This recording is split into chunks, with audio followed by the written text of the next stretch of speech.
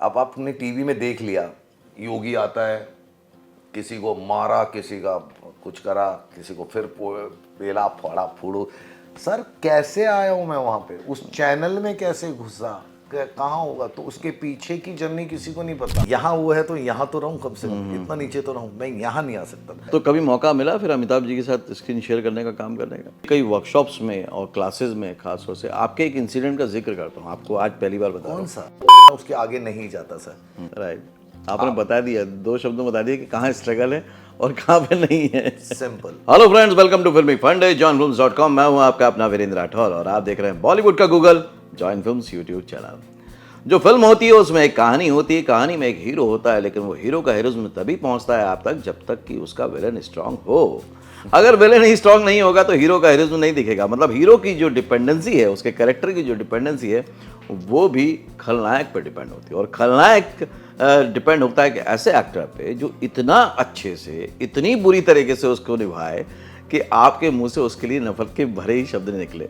तो ऐसे ही एक खास विलेन, खास एक्टर मेरे साथ है, मेरे बहुत अच्छे दोस्त Yogiraj ji. Welcome to join films Yogiraj. Hello जी।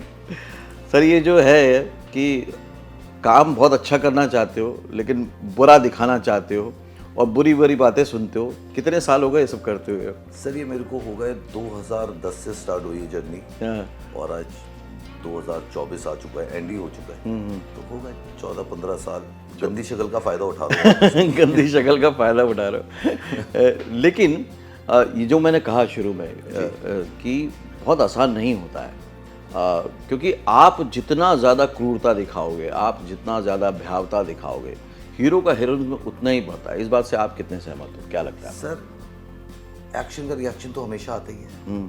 तो बस मैं जब से होश संभाला, जब से दिल्ली में थे, तो कभी किसी से लड़ाई नहीं करी थी। देखते थे जरूर लड़ाइयाँ हो रही है, कभी ऐसा हो रहा है वैसा, कभी हुआ नहीं। ऊपर वाले ने कहा तेरे को दिखा देते हैं, एक्टिंग ही कर, बट एक्टिंग करते करते ही ये रोल करता जा। तो वही फिर अंडरवर्ल्ड भी बन गए, सब कुछ आ गया सर, सब हो गया ही। फिल्में तो आपने बहुत सारी की, टीवी सीरीज भी की है, ओटीटी भी किया, लेकिन अभी आपकी जो फिल्म है आने वाली जो बहुत चर्चा में है वो है मालिक, राजकुमार राव। हाँ जी। उसमें क्या कैरेक्टर है आपका और क्या? मैं बहुत एक्साइटेड हूँ इस पिक्चर को लेके, बिकॉज पुलकित जी डायरेक्टर हैं इसके, और राजकुमार राव इसमें मेन लीड कर रहे हैं। अब इसके अंदर मेरे को जो करेक्टर मिला है वो एक करेक्टर लंगड़े का है, और ये इसके मेरे को मारने के बाद ही वो मालिक बनते हैं। ओके। मतलब मालिक पैदा नहीं होते, बने जाते हैं लाइक। तो उसके बाद वो उसकी जर्नी अंडरवर्ल्ड की स्टार्ट हुई है, और ये राजकुमार राव की मेरे ख्याल से पहली पिक्चर होगी जो अंडरवर्ल्ड पे है। राइट। यूपी अंडरवर्ल्ड जो भी होगा। तो हमने लखनऊ में शूट करा, बहुत मज़ा आया, बहुत। फिर वही है, बड़े गंदे सीन थे सर, बट मेरे लिए अच्छे थे। अच्छे थे। तो जब ऐसा हो जाता है कि सबकी निगाह तो हीरो पे होती है, उस कैरेक्टर पे होती है, उस टाइम पे वो अटेंशन ग्रैब करना, खुद को रजिस्टर करवाना एक एक्टर के तौर पे जी कितना स्किल्ड है, कितनी तैयारी चाहिए? सर मेरे लिए बहुत इजी है, बट पता नहीं क्यों मैं हमेशा यही देखा है मैंने कि मैं एक्शन का रिएक्शन देता हूँ सर। मेरी ये आदत है कि आप मेरे से जैसे पूछोगे मैं आपका आंसर वैसे ही दूंगा। अगर डायरेक्टर को जो चाहिए मैं बहुत ध्यान से सुनता हूँ, आफ्टर दैट जितना उनको चाहिए, जैसे मैं उसके आगे नहीं जाता सर। कहते हैं ना कि घोड़े के पिछाड़ी और डायरेक्टर के आगाड़ी कभी नहीं जाना चाहिए सर। ओके। तो मेरा घोड़े के पीछे जाओगे लात पड़ेगी, डायरेक्टर के आगे जाओगे तो बात पड़ेगी। तो इस बेटर है कि जितना वो बोलते हैं, जैसे बोलते हैं, हाँ उस पर 100% उतरना होता है। वो वाली चीज़ मैं हमेशा ध्यान रखता हूँ और वही सोच के करता हूँ। हाँ, बट तैयारी तो हर चीज़ के लिए करनी ही पड़ती है। अब मेरे को पता है कि इतने बड़े एक्टर मेरे सामने हैं, तो मैं ये भी ना दिखूँ ना, यहाँ वो है तो यहाँ तो रहूँ कम से कम, इतना नीचे तो रहूँ, मैं यहाँ नहीं आ सकता। उसके लिए तैयारी करना बहुत ज़रूरी है, डायलॉग डिलीवरी ज़रूरी है, बहुत सारी चीज़ें होती है सर। तो पहले आपको फिल्म इंडस्ट्री का अट्रैक्शन खींच के लाया या आपका एक्टिंग के प्रति प्यार था वो लेकर आया? सर मेरा बेसिकली क्या बोलूँ मैं, दिल्ली में रहते थे, एक हमारे फ्रेंड थे पवित्र कोठारी, उनके घर में एक शूटिंग हो रही थी जिसका नाम था मूवी का सिलसिला। उनके घर को कोठारी नर्सिंग होम को उन्होंने कुछ बनाया था, ये गोल्फ लिंक्स की बात है। ओके। तो वो आया मेरे पास कि अनीता बच्चन आया, हमने गाने देखे थे, पापा ने पिक्चरें दिखाई थी, हम पहुंचे वहाँ पे, वहाँ जाके देखा टेंट लगाए, संजीव कुमार जी और जया भादुरी जी खाना खा रहे थे, तो उसने मेरे को वहाँ खाना खिलाया। ओहो। तो मैंने कहा यार मम्मी तो बैंगन करेले टिंडे बनाती है, ये तो मेरे को बहुत अच्छा खाना बना है। ये तो पार्टी हो रही है। हाँ, मैं बड़ा होके एक्टर ही बनूंगा। हाँ। एक वो दिमाग में बात आई कि बड़ा होके एक्टर बनूंगा। हाँ। अब वो सर फिर भी सिलसिला नहीं ये हुआ। कभी 1984 में जब रॉयट्स हुए दिल्ली में, तो मैं गाड़ी में जाता हुआ ऐसे ऐसे गाने गाता रहता था, ये वो कि अमिताभ बच्चन ने खाई के पान बनारस वाला, ऐसे गाने गाए थे, वो चीज़ चलती रही। बट सर यही था, पर आई डोंट नो, यही था वो। स्कूल में बोले कि टीचर बता रही है तो होमवर्क नहीं करा आपने, आप सर नीचे करके बैठे हो, इतने में एक बच्चे आ जाते, संगीत में कौन कौन है जल्दी से आ जाओ, नाटक में कौन कौन है, मैंने कहा मैं हूँ, और हम सीधे भाग गए बाहर और पीछे जाके छुप के बैठ गए। तो वहां से कहती हाँ क्या, मैंने कहा मैं भी करना चाहता हूँ ऐसे नाटक ड्रामा करते थे, नाटक ही बोलते थे। हाँ, तो मैंने कहा ओके। कहती है अब कि तुम्हें ये बोलना है। अब सर कवाली स्टार्ट भी हो गई, सब कुछ, हम तैयार भी, बाल ऐसे निकाल लिए, टोपी पहन ली, मम्मी को देख देख के आप तालियां मारते हो जैसे है अगर आसपास के। दुश्मन, ये गाने वो, मतलब मेरे में फुल ये था कि मैं स्टाइल दिखाऊं अपनी माँ को, दुनिया को नहीं, मम्मी देख रही है सामने। और सर मैं लाइन भूल गया।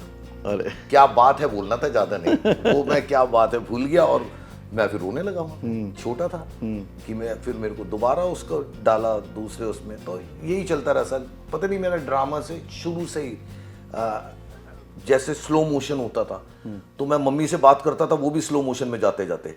अच्छा। खाना के क्या खाना है, खाना भूख नहीं है, तो फिल्मी कीटाणु आ चुके थे। पता नहीं आ चुके थे वहीं अमिताभ बच्चन को देख देख के। क्योंकि पापा ने बड़ी पिक्चरें दिखाई थी, नाचते, पुकार, बहुत सारी सर, मतलब उस टाइम की।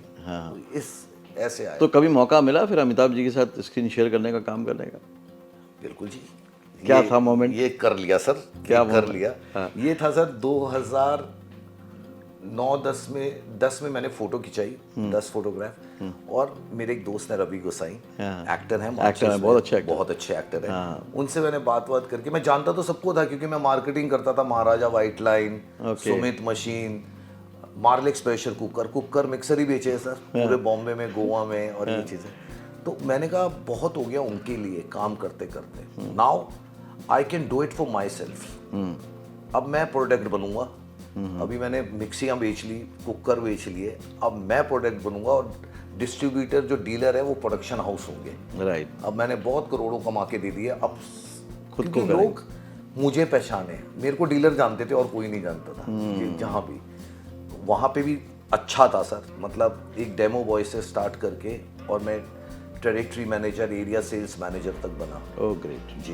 तो यहाँ जब आया रवि गोसाई से मैंने बात करी थी, ऐसे उसने ईमेल बोला इधर उधर कर दो, क्योंकि उन्होंने 2006-7 में एक बार अपना एक शो था खौफ, उसमें मेरे को एक रोल, मतलब मैं खड़ा मिलने गया था मार्केटिंग करते हुए मड आइलैंड में, तो कहता है कि इसमें ये करना पड़ेगा तुझे। कोई एक्ट्रेस है, अब बहुत अच्छी एक्ट्रेस है, शिवानी गोसाई, तो शिवानी ने मेरे को बोला इंस्पेक्टर की ड्रेस पहन। मैंने फॉर व्हाट, किस लिए? तो कहती है इंस्पेक्टर की ड्रेस पहन, तुमको पुलिस वाला बनना है। मैंने कहा मैं नहीं बन सकता, बन तो जाऊंगा, डायलॉग नहीं बोलूंगा। हाँ। तो वो सर ये हुआ, इंस्पेक्टर आया, उन्होंने कहा आइए बैठिए, वो सब कुछ वही बोलता रहा, मैं अच्छा ये करता रहा। मतलब कनन उनका नाम है, जो एक्टर थे, कनन जी ने मेरे को पूरा संभाला। बट पीछे सनसेट हो रहा था, अब समुंदर दिख रहा था बीच हाउस में, एकदम तो मैंने कहा मेरी माँ कितनी खुश होगी देख के। पूरा सिनेमैटिक एकदम। बट ये वाली चीज थी। तो सर बच्चन साहब के साथ ये हुआ, मेरे को एक ऐड मिला था कौन बनेगा करोड़पति का।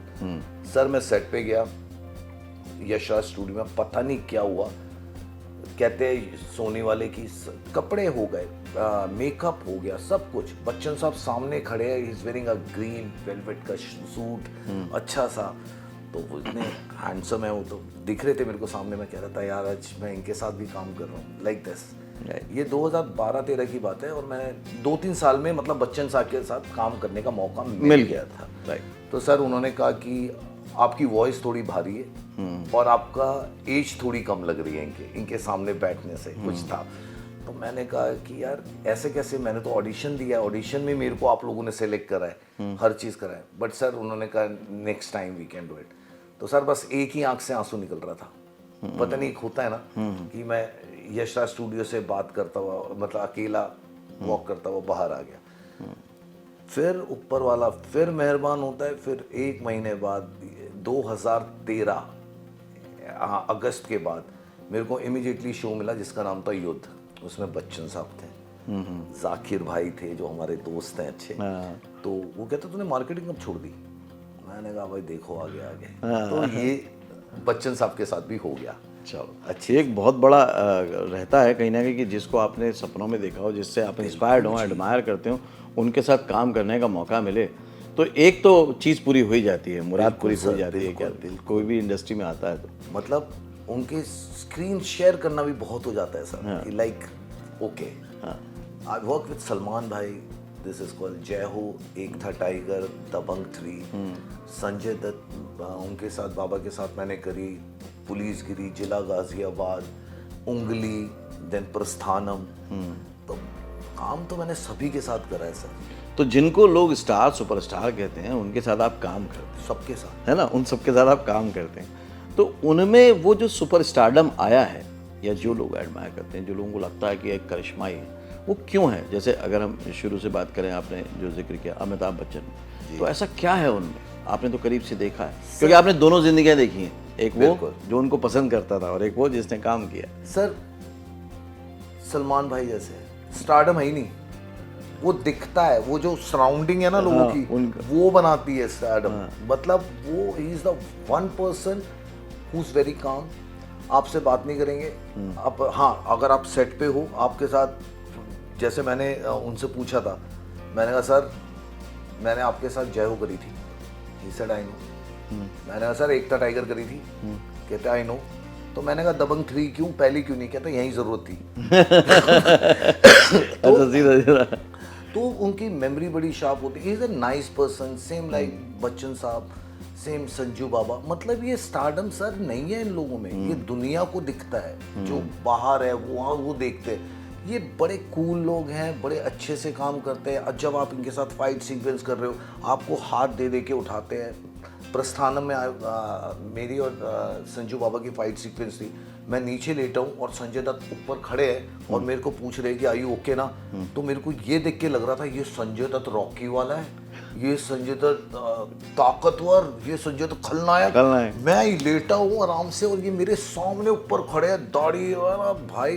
तो सर ये फॉर मी, जो दिल्ली से आया हुआ एक लड़का, उसके लिए कितना, मतलब क्या होगा ये।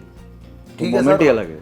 हमें पैसे नहीं चाहिए, हमें पैसे ज़्यादा नहीं मिलते, बट हमें वो एक्सपीरियंस, वो चीज़ें मिलती, आपका सपना पूरा होता है, उससे बड़ी क्या चीज़ है। राइट। जब मैं मार्केटिंग करता था, मेरे को 10 लोग जानते थे या 500 लोग जानते थे, बॉम्बे को कैलकाटा को मिला के, या मेरे 10 दोस्त होंगे वो जानते थे। मगर आज मैं चाहे किसी भी एयरपोर्ट पे चला जाऊँ, हेलो सर, एक फ़ोटो खिंचानी है, एक फ़ोटो खिंचानी है। तो ये सर, इससे बड़ी अंदरूनी खुशी कहीं नहीं मिल सकती। ओके। तो जो आपने मार्केटिंग का जिक्र किया कि पहले आप मार्केटिंग प्रोफेशन में थे, ऐसे बहुत सारे लोग रहे हैं जो पहले दूसरे प्रोफेशन में थे, बाद में इंडस्ट्री में आए। खुद अमिताभ बच्चन भी पहले अकाउंट्स में थे, बाद में इसमें आए। जॉन अब्राहम भी मार्केटिंग क्रिएटिव में थे, बाद में इसमें आए। अक्षय कुमार भी आए। बहुत सारे लोग ऐसे हैं जो पहले जॉब में थे किसी ना किसी चीज़ में, लेकिन उन्होंने अपने इनर वॉइस को समझा और फिर आए। तो जब आप मार्केटिंग कर रहे थे तब एक्टिंग का ख्याल आता था या नहीं आता था? सर मैं आपको बताता हूँ, मेरे जो फ्रेंड्स रहे हैं, जैसे रवि गोसाई, मैं उन्हें 22-23 साल से जानता हूँ। एक है दर्पण श्रीवास्तव, वो भी एक्टर है, वो भी। फिर है दीपक दत्ता, वो भी एक्टर है। रजनीश जायसवाल, कितने हैं सर, जाकिर भाई, ये सब मेरे दोस्त रहे हैं। मतलब मैं दिल्ली से आ तो गया था, कर तो मार्केट रहा था, मगर मेरी दूसरी मार्केट कहीं और चल रही थी सर। मैं मतलब मिलना मिलाना, मेरे लोखंडवाला में फ्रेंड्स ही होते थे, इनके साथ बैठना।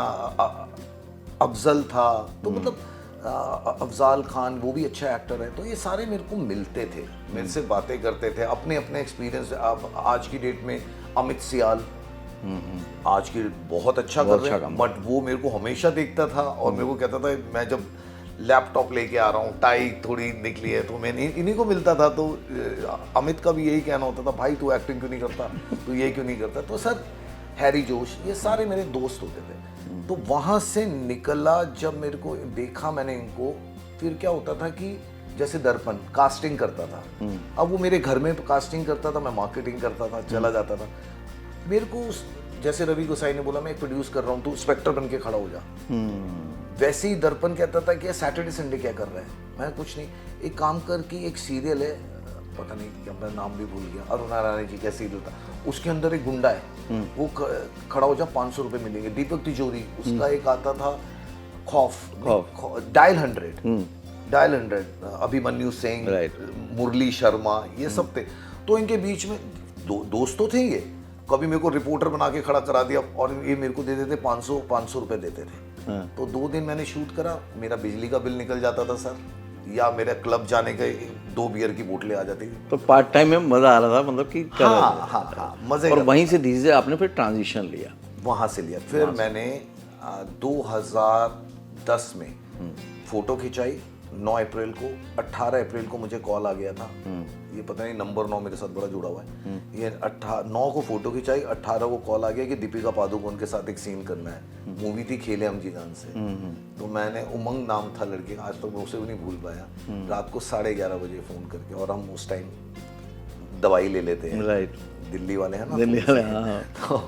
तो मैंने कहा, कहता मैं उमंग बोल रहा हूँ आशुतोष गवरकर प्रोडक्शन हाउस से। मैंने कहा व्हाट अ कोइंसिडेंस, मैं बोल रहा हूँ अमिताभ बच्चन के घर से। तो ही सर अमिताभ बच्चन, मैंने भाई जब तू मेरे को लगा दिल्ली के दोस्त हैं, मेरे से रात को लैंडलाइन से फोन करके मजे ले रहे हैं। तो उसने मेरे को बोला कि हाँ दीपिका पादुकोण के साथ आपका एक सीन है, आशु जी ने आपको ही सिलेक्ट कर रहा है, चाहे आप एक्टर हो या ना हो। तो मैंने बोला भाई मैं ऐश्वर्या राय के साथ बैठा हूँ, ऐसे कैसे मैं दीपिका के साथ, नहीं करना, लाइक दैट वे। तो सर वो चीज़ आप ये मानिए, उसने फ़ोन रख दिया। मैंने कहा कौन है ये दोस्त, देखा तो 0222631 समथिंग नंबर, और मैं मार्केटिंग करता था। मैंने कहा ये तो बैंड्रा साइट का नंबर है। देन जस्ट डायल पे कॉल करा और वहाँ से नंबर लिए, तो उनमें से एक नंबर था। फिर आई कॉल्ड अगेन, मैंने उन्हें कॉल करा, मैंने हेलो उमंग जी, कहते यस। मैंने कहा योगी राज बोल रहा हूँ। कहता अमिताभ बच्चन के घर से आ गए। मैंने कहा सॉरी सर सॉरी। कहता है सर मैं समझ सकता हूँ कि रात को 11:30-12 बज रहे और सुबह 7 बजे की शिफ्ट है। मैंने कहा कहाँ है कि, तो उसने कहा करजत। तो पहले उसने कहा था आपको लॉक करना है। मैंने कहा लॉक करके देखते रही, ऐसी की तैसी ना कर दूं, मुझे क्या पता लॉक क्या होता है सर, मेरे को नहीं मालूम था। तो कहता है कल के लॉक कर। मैंने सर मैं लॉक हो गया। तो पेमेंट बोली उन्होंने 15,000 रुपये। मैंने कहा यार 1,000 की तो फोटो खिंचाई है, यहाँ तो 15,000 रुपये मिल रहे, बढ़िया एक दिन में। मैंने कहा वेरी गुड। कहते दीपिका पादुकोण, तो मेरे को उनका वो हाथ याद आ गया। ये सिनेमैक्स में ये था क्या बोलते हैं अपना ओम शांति ओम का प्रीमियर, और मैं मार्केटिंग करके आ रहा था बैग लेके। तो मेरे को सिक्योरिटी वालों ने धक्का देके हटाया था, हटाओ। मैंने कहा भाई एक बार ही देखने तो दे। तो मुझे वो सीन याद आया कि यार देखो मैं कहाँ देख रहा था और कहाँ मेरे को अब इनके साथ काम करना है। तो आई वॉज देयर। मैंने बाउंसर, वैसे ही बाउंसर मेरे को लेके सेट पे जा रहे हैं, योगी राज आ रहे हैं, योगी राज आ रहे हैं। तो मैं ऐसे देख रहा था, मतलब थैंक यू, दुनिया बदल गई। बिल्कुल सर। और वो पहला था, मतलब 8 दिन में 9 को फोटो खिंचाई, 18 को ये 19 को शूट करा, मतलब 10-11 दिन में आप दीपिका पादुकोण के साथ हो। फिर तो सर फिर जिला गाजियाबाद, फिर उसके बाद पवित्र रिश्ता, फिर टीवी बालाजी के जितने बड़े शो थे सबके अंदर पता नहीं मेरा लुक नहीं था यहाँ पे कि क्या नहीं था। Everybody wants me in that. फिर CID करे तो फिर इतने CID, फिर क्राइम पेट्रोल तो क्राइम पेट्रोल। फिर एक टाइम आया साउथ में, सूर्या के साथ पिक्चर करी, खतरनाक खिलाड़ी, बहुत आती है आजकल टीवी में, तो वो करी। फिर सूर्या का डबल रोल था, राजू भाई समथिंग होता था, तो उसमें था। तो सर ये पिक्चरें तो मुझे मिलती गई थी। अब एक तरफ तो ये सुनाई देता है सोशल मीडिया पे, और लोगों का भी बड़ा डाउट रहता है योगी जी कि यार आउटसाइडर के लिए कोई जगह नहीं है, आउटसाइडर को यहाँ पे कोई नहीं। और आप ये बोल रहे हो कि नहीं यार काम मिलता है, काम मिला मुझे, बहुत मिला। ये जो कॉन्फ्लिक्ट है ये क्यों है लोगों के विचारों में? जब तक आप समुंदर में कूदोगे नहीं ना, उसकी गहराई का पता नहीं चलेगा। आप स्विमिंग पूल में जाते हो, आप दूर से बैठ के ताली मारते रहो, सब स्विमिंग कर रहे हो, एक तो वो मजा है। एक है स्विमिंग पूल में जाके किसी का हाथ पकड़ के स्विमिंग कर रहे हो, वो अलग मजा है। एक मजा है कि आप स्विमिंग पूल में गेम खेल रहे हो, वॉलीबॉल खेल रहे हो। तो हर चीज का एक डिफरेंट वे है। अब मैं ये कहता हूँ कि फॉर मी मार्केटिंग मैंने करी थी, ये पिक्चर इंडस्ट्री में आना था। सर यहाँ भी इंसान ही है, यहाँ पे कोई वो नहीं है जो कि बहुत बड़े वाले राक्षस हो या कोई कुछ हो। सर आप एयर होस्टेस से पूछिए, अगर वो एयरलाइंस में भी काम करती है ना, तो उसकी क्या हालत होती होगी, कौन उसको अच्छे से बात करता होगा, कौन नहीं करता होगा, कितने लोगों के सामने उसको पैसेंजर को खड़े होके ये नाक पे ये लगा लो, ये कर लो, 2 द्वार इधर, 2 बार द्वार बार बार। Same for the hotel line. हाँ, होटल में भी बैचलर जाते रिसेप्शन वाली को हेलो मैडम कैसी हैं, बिजनेस को। तो यहाँ पे मेरा ये कहने का मतलब है कि आप जब भी काम करने जाते हो, ये नहीं सोचने का कि क्या होने वाला है, ये सोचने का कि मैं जाऊंगा तो क्या करूंगा।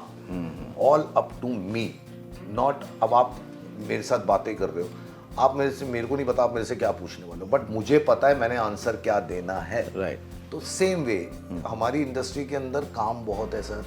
आपको अप्रोच कैसे करनी है, कैसे मिलना है, कैसे क्या करना है, वो आपको, मैं नहीं मिलता सर लोगों से, मैं आउटिंग नहीं करता, मैं किसी से नहीं मिलता, मैं नॉर्मल टाइम होता है या मैं घर पे रहूँगा, दैट्स इट। मैं एनर्जी क्यों वेस्ट करूँ सर? राइट। मैं पर्दे पे करूँगा ना, राइट। लोगों को देख के करूँगा, वही चीज़ है बस। तो नॉर्मली ये एक्टर के लिए बड़ा हो जाता है कि यार जितने भी हम लोग जब काम करते हैं उसमें मैंने जो आपके साथ देखा, क्योंकि हम लोग ने भी साथ में काम किया है काफ़ी, मनाली में शूट किया था। सर आप ही थे। आपको एक चीज़ बता दूं, हम लोग, आप उस टाइम अन्नदाता बन के आए थे हमारे लिए। सीधी सी बात है सर, लॉकडाउन का टाइम खत्म और पहली ही पिक्चर आपके साथ थी हमारी वेब सीरीज। राइट। और लेके भी कहाँ गए? मनाली। मैंने कहा ओके लेट्स गो।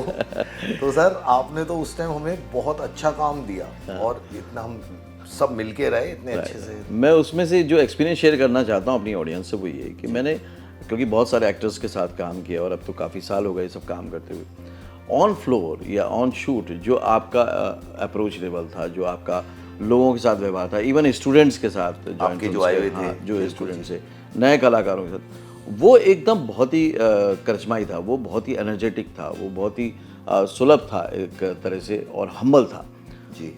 ये चीज़ कैसे बन गई? क्योंकि नॉर्मली सारे एक्टर्स में मैंने नहीं देखा है, बट आप में ये थी।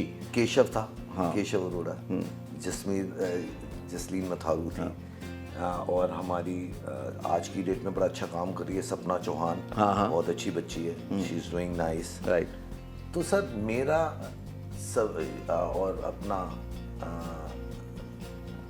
वो मैडम का नाम मैं भूल जाता हूँ, एक गांधी, शिल्पा गांधी जी तो थी, हाँ। वो एक और थी जो मेरी वाइफ भी बनी हुई थी, जो भाग रहे थे। तो सर क्या है बेसिकली वहाँ पे मेरा सबके साथ मिलना होता था, बट मेरा आपके जो बच्चे थे ना, जो स्टूडेंट्स थे, उनके साथ मेरे को ज़्यादा अच्छा लगता था। मेरे को लगता था ये तो सब कलाकार है, सब आए, मैं उनके साथ बैठूं, उनके साथ बात करूं, जिन्होंने ये सीखना है, आगे बढ़ना है। और आपने देखा होगा कि मैं उनके साथ आता काफी समय गुजारते थे। हाँ, मैं उनके साथ बैठा रहता, शूट में भी होता था तो उनके साथ उनको बोलता था थोड़ा इस साइड खड़ा हो जा, तू कैमरे में दिखेगा नहीं, यू नो, कैमरा एंगल समझाना। ये चीज़ें सर मुझे लगता है मुझे किसी ने नहीं सिखाई थी।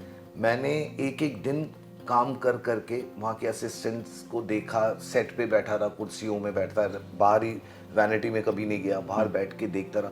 तो जब मैं सीखा तो मैंने कहा मैं जो भी मुझे आता है, थोड़ा सा भी आता है, अगर मैं उसको वो चीज़ बता सकूं तो इसमें कोई हर्ज नहीं है। और हाँ, एटीट्यूड आपका, आप किसके साथ हम्बल रहते हो, किसके साथ, भाई मैं तो कहता हूँ सबके साथ रहो ना। क्या मेरी हीरोइन है तो मैं उसी के साथ क्यों रहूँगा? मैं जैसे उससे बात करता हूँ वैसे ही मैं अपनी मेकअप वाली से भी बात करता हूँ, वैसे ही मैं सबसे बात करूँगा, क्योंकि एक टीम वर्क है और हम एक टीम गई है वहाँ पे, स्पेशली मैं नहीं हूँ, वो आपके लिए वो दूसरा एक्टर भी उतना वैल्यू रखता है, हर चीज़ है। तो सर सीधी सादगी प्यारी सी लाइफ, मज़े करो। नहीं, मुझे बहुत अच्छा लगा था। और एक और बात मैं मेंशन करूँगा आप लोगों के लिए, मैं अपनी कई वर्कशॉप्स में और क्लासेस में खास तौर से आपके एक इंसिडेंट का जिक्र करता हूँ, आपको आज पहली बार बता रहा हूँ। कौन सा? मैं ये जिक्र करता हूँ कि एक आर्टिस्ट कितना जिम्मेदार होता है, कितना सेल्फ रिस्पॉन्सिबिलिटी लेता है। मुझे याद है हम लोग बैठ के बात कर रहे थे और तब योगी जी आए और बोले कि यार मैं सैलून गया था, बंद है, अभी थोड़ी देर में खुलेगा, मैं पता करके आया हूँ। तो हमने पूछा कि क्यों?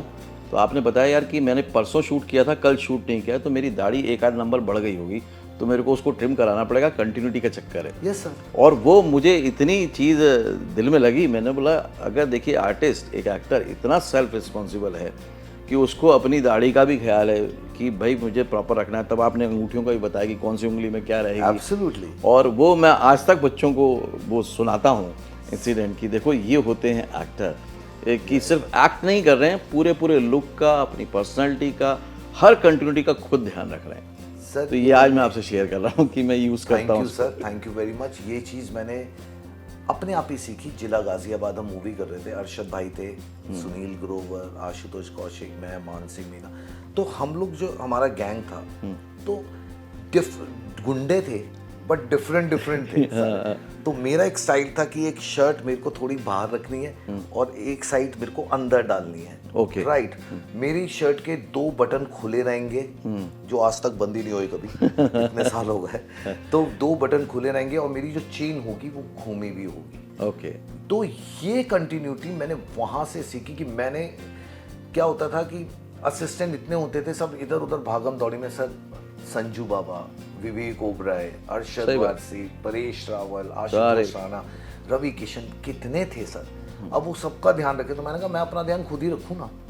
मेरे को पता है मैंने ये उंगली में अंगूठी पहनी है, मैंने ऐसे शर्ट करी है, मैंने ये बाहर निकाला, तो वो सर मेरी आदत हो गई है। मैं कभी किसी पे डिपेंड नहीं रहता और हर एक्टर को डिपेंड रहना भी नहीं चाहिए।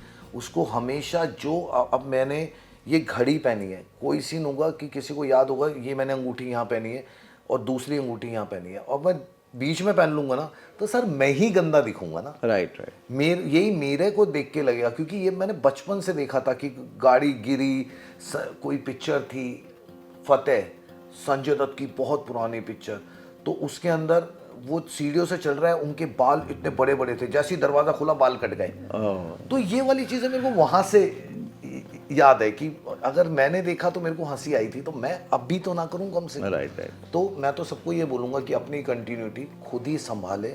और थैंक यू वेरी मच कि आपने ये वाली चीज़ देखी, आपने ये वाली चीज़ को समझा और मेरे थ्रू नहीं, आगे अपने बच्चों को बताया, तो वो सब ये चीज़ समझे कि अपने आप ही कंटिन्यूटी संभाले। राइट। बाकी दूसरे पे डिपेंड करना ज़रूरी नहीं है, क्योंकि उनके पास और भी काम है। राइट। बस अब लास्ट में ये और आपसे जानना चाहूँगा कि जो नए उभरते हुए एक्टर्स आना चाहते हैं, खासतौर से एक्ट्रेसेस आना चाहती हैं, अभी भी कहीं ना कहीं उनके मन में डर, डाउट्स होते हैं, परिवार के मन में डर, डाउट्स होते हैं। और आजकल हर चीज़ बहुत फास्ट बनने लगी। पहले फिल्में 2-3 साल में बनती थी, आजकल 6 महीने 9 महीने बनने लगी। तो जो ये switch on switch off acting का चल पड़ा है कि एकदम से आपको इन होना है, एकदम से आउट होना है, अलर्ट रहना है, तैयार रहना है, ये तैयारी के बारे में आप क्या कहना चाहेंगे? क्योंकि आपने भी देखा होगा योगी जी कि बहुत सारे यहाँ पे स्ट्रगलर जो कहते हैं अपने आप को, उसमें से ज़्यादातर तैयार ही नहीं है। बिल्कुल सर आपको मैं एक छोटी सी बात बताता हूँ। आपको यहाँ से भोपाल जाना है, कैसे जाओगे? ट्रेन से जाओगे? तो ट्रेन के लिए क्या करोगे? आप इमीडिएटली ट्रेन की टिकट ली और आप चढ़ गए, तो आप जिस मुश्किलों से पहुंचोगे वो आपको पता होगा। राइट। आपको सीट नहीं मिलेगी, आपको बाथरूम के पास बैठना पड़ेगा, आपको टीसी को फंसाना पड़ेगा, टीसी को बोलना, हाथ जोड़ के बोलना पड़ेगा ये। और वैसे ही अगर आपने एक रिजर्वेशन करा ली ना टिकट, सर आप कैसे चौड़े होके जाओगे? राइट। आपने बता दिया, 2 शब्दों में बता दिया कि कहाँ स्ट्रगल है और कहाँ पे नहीं है। सिंपल। आपको पता है कि आपकी सीट नंबर 32, सीट नंबर 34 खड़ी हुई है। आपको यूं उठाना है और जो होगा ना उसे कि थोड़ा साइड हो जा मेरे भाई, बैठने दे। राइट। आपका ये एटीट्यूड होगा। और अगर बिना टिकट के गए तो आप ना उसके नीचे जाके बैठ जाओगे, नमस्ते भाई साहब। सही बात है, पोजीशन ही चेंज हो जाएगी। हाँ, पानी पियोगे? आप यही पानी से शुरू करोगे। तो मेरा कहने का मतलब है, जब आप यहाँ पे आओ तो भाई तैयारी तो करके ही आओ, और उससे पहले अपनी पढ़ाई लिखाई, अपनी ग्रेजुएशन या आपने जो कोई कोर्स करा है या कुछ करा है वो चीज़ करके आओ, क्योंकि यहाँ पे एक नहीं है, यहाँ लाखों लोग हैं। उसके बीच में से जाना और जगह टीवी बनाना, की स्क्रीन पे दिखना। अब आपने टीवी में देख लिया, योगी आता है, किसी को मारा, किसी का कुछ करा, किसी को फिर पेला फाड़ा फूड़ो। सर कैसे आया हूँ मैं वहाँ पे, उस चैनल में कैसे घुसा, कहाँ होगा, तो उसके पीछे की जर्नी किसी को नहीं पता। राइट। लोग देख के या गुड भाई यहाँ तो पूछ लो। तो नॉर्मली जब आप मेरे को टीवी में देखें या कोई भी मेरे को टीवी में देखता है तो उनको क्या लगता है कि भाई इसके पीछे की कहानी क्या थी, वो तो मैं ही जानता हूँ ना कि कैसे शुरू करा मैंने, कैसे आगे बढ़ा, क्या करा क्या नहीं करा। तो सर ये बहुत इजी होता है। अब हम जाते हैं एयरपोर्ट पे, जा रहे हैं कहीं गए तो लोग कहते हैं फोटो खिंचा के, सर आपके साथ फोटो खिंचाया, आपके साथ एक फोटो खिंचानी है, आपने ये जो अग्निवायु शो करा था इशारा चैनल पे, विलन बन के आए थे, आपने बहुत अच्छा करा था। फिर मेरे मन में कहता है ओके जी थैंक यू, स्माइल, फोटो खिंचा ली। फिर या कोई से भी शो का आपसे पूछा कि आपने बहुत अच्छा करा था, मेरे मन में मुंह पे तो स्माइल होगी, अंदर रहेगा उसकी पेमेंट नहीं मिली अभी तक। वो दर्द हमारा है। वो दर्द हमारा है सर अंदर ये है कि अभी तक पेमेंट नहीं मिली, 3 महीने बाद तूने और याद दिला दिया। तो it's not so easy. Right. तो सबको एक ही चीज रहनी चाहिए दिमाग में। एक तो सबसे पहला ये कि कंसंट्रेट। लाइफ में मैं तो फिल्म इंडस्ट्री की 2 बातें जानता हूँ जिसमें मैं चलता हूँ जी, एक कंसंट्रेट और एक पेशेंस। ये 2 चीजें अगर बच्चों ने, जिसको भी आप सिखाते हो, जितने भी बच्चे आते हैं उनके लिए खाली ये बोलना चाहूंगा कि 2 चीजें, पेशेंस एंड कंसंट्रेट।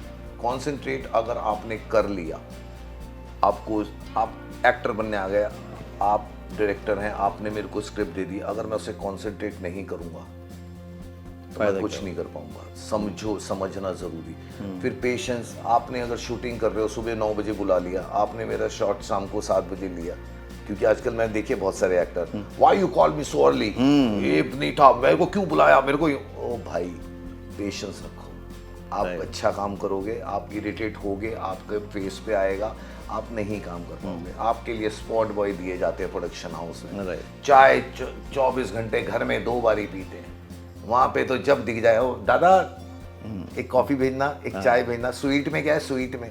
तो ये बड़ी चीजें हैं कि आप जब प्रोडक्शन हाउस ने आपके लिए इतनी वैरायटीज, इतने आपको बॉय दिए हुए, आपको हर चीज दी है, चाय, खाना, सब कुछ, तो भाई जैसे घर में वैसे ही रह लो। आप काम के लिए आए हो। जब सीन होगा 12 घंटे का शूट है, उसके उसमें वो 11वें घंटे करवाए, क्या लेना देना तुम्हें? घर में बैठ के क्या कर लोगे? कास्टिंग वालों को कॉल, नमस्ते भाई साहब, कुछ है तो बताना।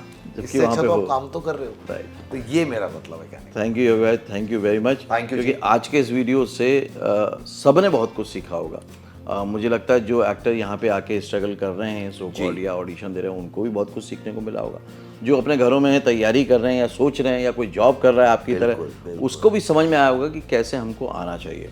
हमेशा की तरह कंक्लूड कर देता हूँ। पहली बात जो योगी जी ने कही कि कंसंट्रेशन होना बहुत ज़रूरी है, क्योंकि जो भी आप कर रहे हैं, अगर आपने 100% कंसंट्रेट नहीं किया है, आधे अधूरे मन से तो वैसे भी कोई बात बनती नहीं। हम शुरू से बचपन से सुनते आए हैं कि यार जो भी काम करो मन से करो, तो मन से करो, कंसंट्रेट करके करो। डायरेक्टर की सुनो और उसको समझो, अंडरस्टैंड करो, तब उसमें सरेंडर करके आप बहुत अच्छा काम कर सकते हो। जो बात मैंने एडमायर की, उन्होंने खुद भी कहा कि वो खुद ध्यान रखते हैं कि कंटिन्यूटी हो गया, जो भी है सेल्फ रिस्पॉन्सिबिलिटी आपको लेना जरूरी है। पूरी दुनिया बात करती है पैशन की, लेकिन योगी जी की खास बात है कि उन्होंने बात की पैशन की, नहीं पेशेंस की। पैशन तो हम सोच लेते हैं कि मैं पैशनेट हूँ, मैं एक्टर बनूंगा, मैं डायरेक्टर बनूंगा, मैं ये बनूंगा, लेकिन पेशेंस की तैयारी कोई नहीं करता। पैशन के लिए तैयारी करते हैं, बट पेशेंस की तैयारी नहीं करते। पैशन को पाना है तो पेशेंस तो रखना पड़ेगा, क्योंकि कोई भी ग्रोथ, कोई भी प्रोग्रेस या तो रुककर होती है या तो धीमी होती है, फास्ट कभी नहीं होती। आपने इस वीडियो से क्या सीखा, क्या समझा, मुझे ज़रूर कमेंट करके बताइएगा। वीडियो को ज़्यादा से ज़्यादा शेयर करना, ताकि सभी लोग इंडस्ट्री की सच बातों को समझ सकें, सीख सकें और उसके बाद ही यहाँ कदम जमाने की सोचें। अगले वीडियो में फिर से मिलता हूँ, तब तक के लिए देखते रहिए, सीखते रहिए, जमे रहिए।